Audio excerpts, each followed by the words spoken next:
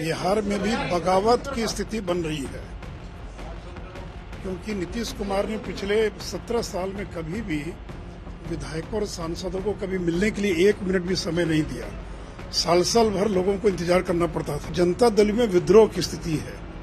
कोई भी जनता दल का विधायक सांसद न तो राहुल गांधी को स्वीकार करने के लिए तैयार है और नहीं, क्योंकि नीतीश कुमार ने पिछले 17 साल में कभी भी विधायकों और सांसदों को कभी मिलने के लिए 1 मिनट भी समय नहीं दिया। साल भर लोगों को इंतजार करना पड़ता था। राष्ट्रीय जनता दल के लालू यादव ने तो अपने बेटे को उत्तराधिकारी बना दिया, लेकिन नीतीश जी ने अपने पार्टी के किसी को उत्तराधिकारी बनाने के बजाय राष्ट्रीय जनता दल के नेता तेजस्वी यादव को अपना बिहार में ऐसा ही होगा। देखिए, बिहार में भी बगावत की स्थिति बन रही है, क्योंकि नीतीश कुमार ने पिछले 17 साल में कभी भी विधायकों और सांसदों को कभी मिलने के लिए 1 मिनट भी समय नहीं दिया। साल भर लोगों को इंतजार करना पड़ता था। अब वो प्रत्येक विधायक सांसद को आधा घंटा समय दे रहे हैं, और विशेष करके जब से नीतीश कुमार ने राहुल गांधी को एक प्रकार से अगली लड़ाई के लिए नेता स्वीकार कर लिया और तेजस्वी यादव को अपना उत्तराधिकारी बना दिया, तब से जनता दल में विद्रोह की स्थिति है। कोई भी जनता दल का विधायक सांसद न तो राहुल गांधी को स्वीकार करने के लिए तैयार है और नहीं तेजस्वी यादव को। और इसलिए, और देखिए, बड़ी संख्या में जो सांसद हैं उनको मालूम है कि उनका टिकट कटने वाला है। पिछले बार 17 सीट मिली थी, यानी क्या इस बार जनता दल को 17 सीट मिलेगी? और इसलिए, और आज की स्थिति में 8-10 से ज्यादा सीट मिलने की कोई गुंजाइश नहीं है। तो जो सांसद है उनको भी लगता है कि पता नहीं उनका भविष्य क्या होगा। फिर नीतीश कुमार के बाद जनता दल का कोई भविष्य नहीं है। सारे लोग अपना भविष्य अंधकार में देख रहे हैं, और इसलिए एक भगदड़ की स्थिति है। वो जो सांसद है, विधायक है, दूसरे दलों से संपर्क कर रहे हैं।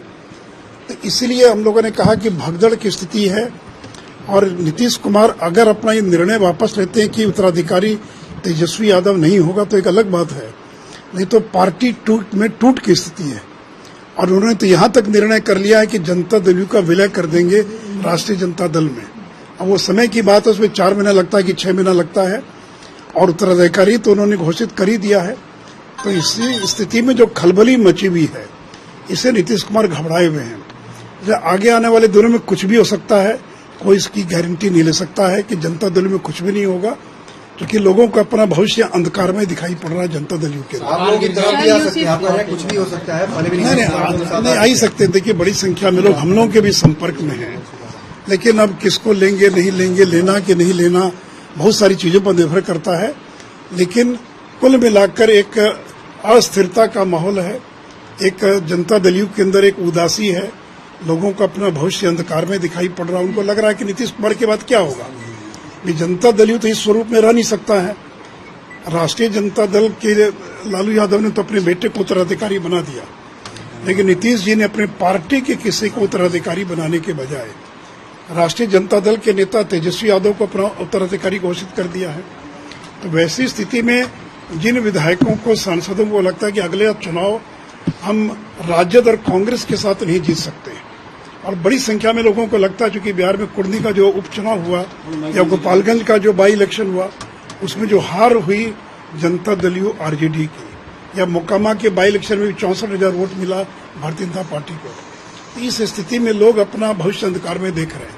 फिर नरेंद्र मोदी की बढ़ती हुई लोकप्रियता, और लोगों ने 2014 देखा है कि जब नीतीश कुमार अकेले चुनाव लड़े तो 2 सीट पर सिमट गए, और जो नीतीश कुमार का वोट बैंक है, लव कुश जिसको कहते अति पिछड़ा, वो पूरी तरह से खिसक कर बीजेपी की ओर जा चुका है। तो ऐसी स्थिति में आगे आने वाले दिनों में कुछ भी हो सकता है।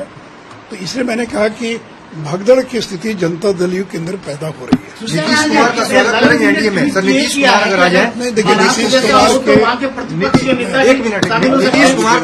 नीतीश कुमार के बारे में तो पहले ही अमित शाह जी ने साफ कर दिया है कि किसी कीमत पर नीतीश कुमार को हम स्वीकार नहीं करेंगे, और सिर्फ वो नाक भी रगड़ेंगे आकर बीजेपी के दरवाजे पर, तो भी बीजेपी कभी नीतीश कुमार को भी स्वीकार नहीं करेगी। बहुत हो गया, आपको 17 साल हम लोगों ने ढोया, अब बीजेपी नीतीश कुमार को न तो स्वीकार करेगी और नहीं ढोने के लिए और भविष्य में तैयार। सुशील जी ने ट्वीट किया है कि अगर महाराष्ट्र जैसा बिहार में हो तो क्या प्रतिपक्ष के नेता महागठबंधन में शामिल हो जाएंगे?